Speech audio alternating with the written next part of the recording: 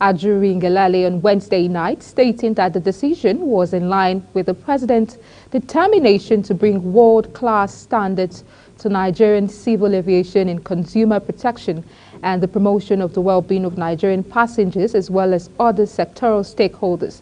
The chief executives of the agencies are Managing Director of the Federal Airport Authority of Nigeria, Kabir Mohammed, Managing Director of the Nigerian Airspace Management Agency, Taib Odunowo, Director General of the Nigerian Safety Investigation Bureau, Engineer Akinola Olateru, Director General.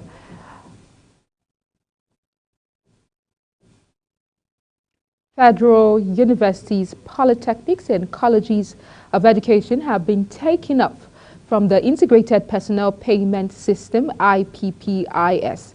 Minister of Education, Professor Tahi Mamman, disclosed this while briefing State House correspondents alongside other ministers on the outcome of the FEC meeting, adding that it takes immediate effect. Uyi Agbomofuegbe has details. The federal government in 2006 introduced the IPPIS as one of its reform initiatives for the effective storage of personal records, saying the move would improve transparency and accountability. The exemption approval reached during FEC's meeting at the Presidential Villa in Abuja comes as a relief to tertiary institutions across the country. According to the Minister of Education, FEC also observed that vice-chancellors of universities need not abandon their work to come to Abuja to process the salaries of their personnel. A very happy day for the education sector because one of the problems which the vice-chancellors, rectors, and provosts of college of education, those managing the tertiary sector in Nigeria, have been complaining about having the subscription to IPPS. You know what IPPS does? And which has made recruitment and many other activities of the university relating to personnel very, very difficult. Now today, today's council, it has been decided, the president has directed that vice chancellor should no longer or have been taken out of that service. So this is a very, very important development for the vice chancellor that will allow for efficient management of the universities and tertiary education, generally speaking. And then secondly, which is connected to that, before now, when the tertiary education institutions want to make recruitment, they have to run to the office of the head of service, for waiver, for approval, for all that sort of thing.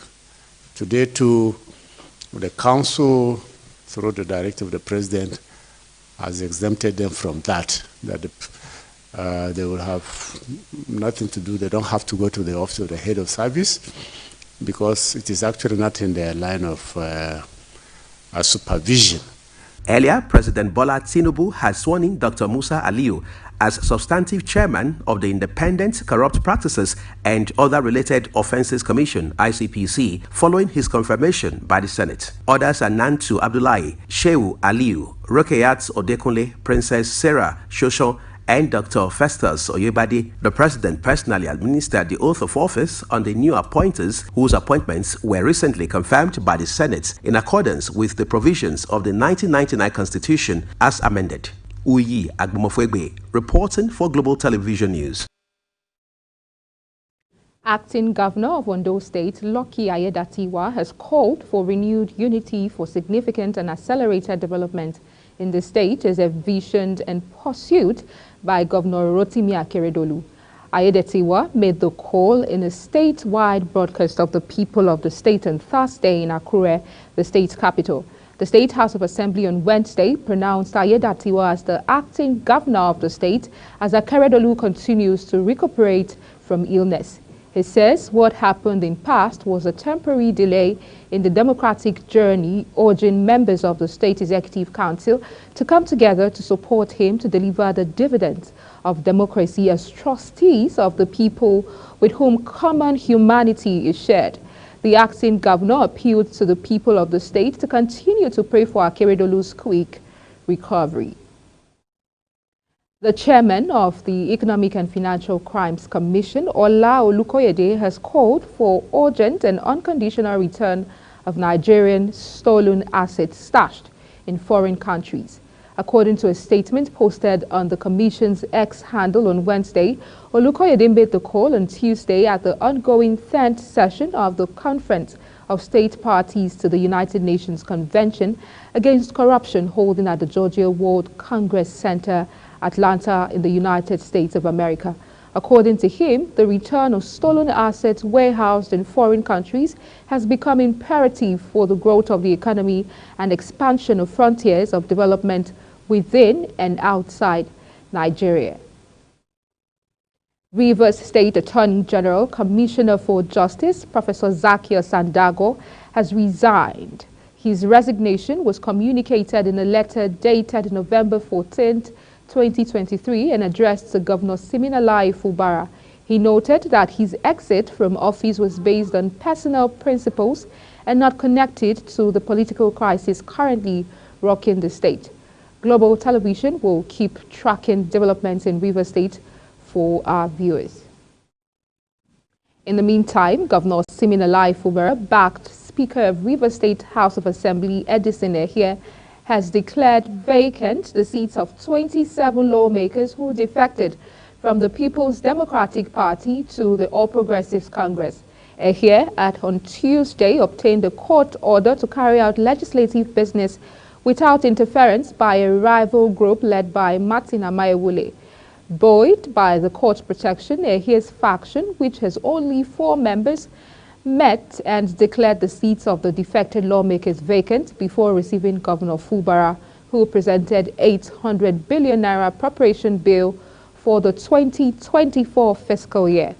While the budget presentation was going on, the Rivers State government was demolishing the assembly complex, whose integrity it said was compromised during the explosion and fire incident which occurred at the complex in October during an attempt by some lawmakers to initiate impeachment proceedings against Governor Fubara.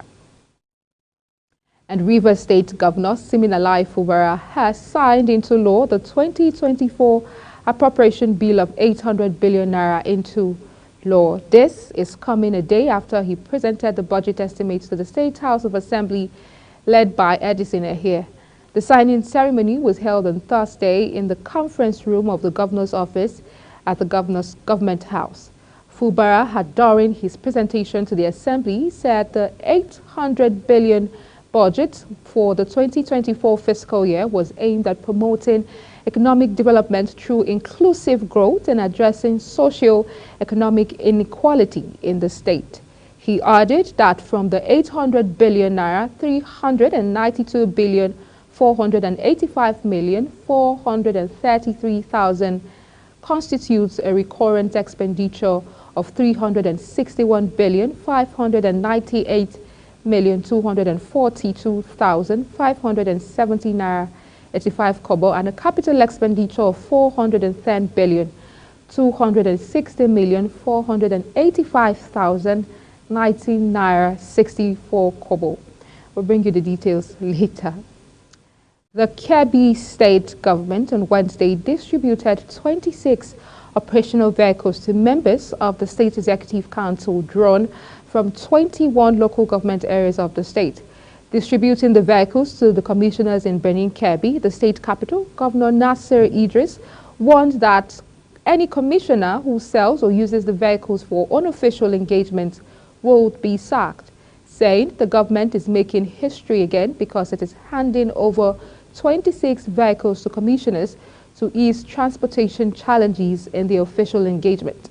They will also be useful for the commissioners to visit their localities to find out the challenges there. The Commissioner for Local Government and Chieftaincy Affairs, Abubakar Garba Dusin Amari, who spoke on behalf of his colleagues, assured the governor that the vehicles would be used strictly for the purpose they were meant for. And the Commissioner of Police deployed to Lagos State Police Command, Adegoke Fayoade, has assumed duty. A statement by the Lagos State Police Public Relations Officer Benjamin Hundeyin confirmed this on Thursday. Fayoade is taking over from Idowu Owohunwa, who was recently promoted to the rank of Assistant Inspector General of Police and redeployed to the AIG Force Criminal Investigation Department, FCID Annex Alagbon, Lagos. Hundeyin Fayoade, an indigene of Ilaoragun in Osun State, joined the Nigerian police force on May 18, 1992. He holds a Bachelor of Arts in Education and History from the Lagos State University, a Master of Public Administration from the University of Lagos, and an LLB from the National Open University of Nigeria.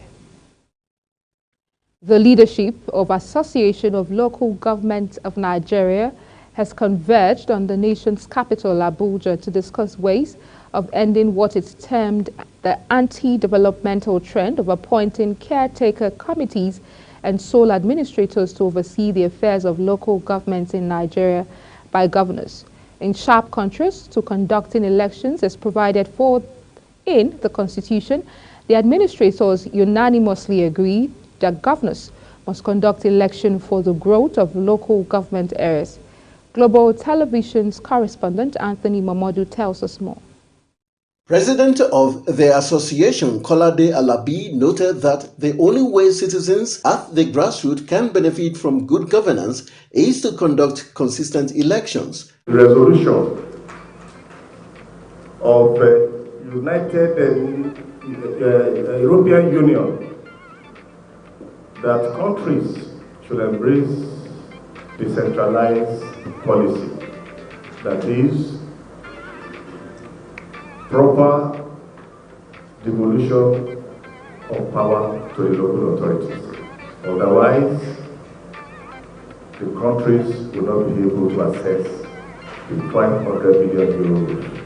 He made a strong case for adherence to the sections of the Constitution that specifically border on the conduct of elections to decide who steers the ship of leadership at local government level. During our visit to the National Assembly, I reiterated the importance of Senate cooperation in achieving decentralization and total autonomy for local government administration. You will all agree with me that the downstream removal of subsidies and its ensuing consequences have undeniably caused hardship. However, we remain optimistic that these sacrifices will yield positive outcomes as there are no gains without pains. Local government administrators from Delta, Kogi and other states lent their voices on the benefit of grassroots elections into local government positions. The importance of democracy, or the definition of democracy, is government of the people, by the people. Therefore, it will be very wise and good if local government will always have a democratically elected representative. That will give way for maybe managing the local government resources effectively and efficiently. And equally, if you look at all this issue of security challenges, it will be very good if you have democratically elected people. They will take care of their people. But once local government is always under caretaker committee chairman, it's somebody that will be given 6 months, they don't have time to plan, talk less of executing it. So therefore, the importance of election in the local government is very, very important and is paramount. The current move by the National Assembly to repeal the laws backing state government's interference in the administration of local government is, amongst other things, crucial and dicey. Anthony Mamodu reporting for Global TV News. The National Agency for Food and Drug Administration and Control has announced pre-qualification approval for the agency's Yaba Regulatory Lagos State as a central drug control laboratory. The Director General of NAFDAC, Mojisola Adeyeye, disclosed this at a news conference in Abuja on Thursday. She stated that the World Health Organization had recently approved the CDCL, adding that the approval of the laboratory for the agency was a significant milestone in its dedication to ensuring the safety and quality of pharmaceutical products. The new Commissioner of Police in Lagos, Adegoke Fayoade, has assured the provision of watertight security during and after the Christmas and New Year celebrations in the state. Fayoade gave the assurance on Thursday while interacting with newsmen after taking over as the new CP in Lagos Command. Fayoade took over the baton of leadership from Wahid Ayinlara, who was the acting CP, stating that the command was going to work in synergy with other security agencies to secure all areas of Lagos through the air, land and water. When news cycle returns, COP28 ends with agreement on SWIFT, just equitable fossil fuel transitions. The news continues shortly with details of this and more stories right after this break.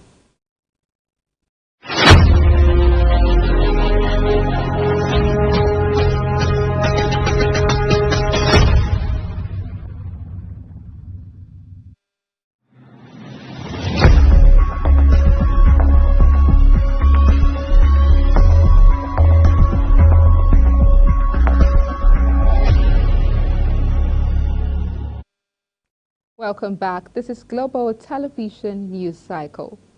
On the foreign scene, the United Nations Climate Change Conference, COP28, rounded off on Wednesday with an agreement that signals an end to the fossil fuel era via laying ground for a swift, just and equitable transition underpinned by deep emission cuts and improved financing.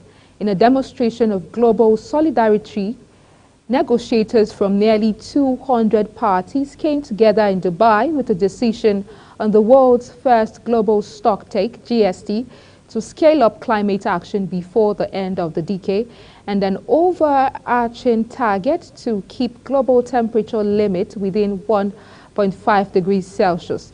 The GST is considered the central outcome of the meeting as it contained every element that was under negotiation and can be used by countries to develop stronger climate actions plans by 2025. In the short term, parties were encouraged to come forward with ambitious economy-wide emission reduction targets covering greenhouse gases, sectors and categories that aligned with the 1.5 degrees Celsius limits in their next round of climate action plans known as nationally determined contributions by 2025.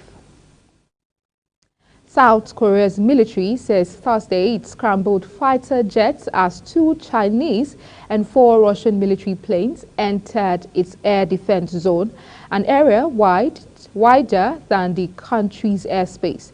The Chinese and Russian planes entered the exited, the Korea Air Defense Identification Zone in the East Sea, also known as the Sea of Japan, from 11:53 a.m. to about 12:10 p.m., Seoul's Joint Chiefs of Staff made known. But there was no invasion of airspace, it added, and the South Korean military identified the planes before they entered Cadiz and deployed Air Force fighter jets to take tactical measures in preparation for contingencies. An air defense identification zone is a broader area than a country's airspace in which it tries to control aircraft for security reasons. Still, the concept is not defined in any international treaty. China's Foreign Ministry spokesperson Mao Ning described the incident on Thursday as a routine fight activity, and China and Russia are North Korea's traditional allies. And Washington warned last month that military ties between Pyongyang and Moscow were growing and dangerous.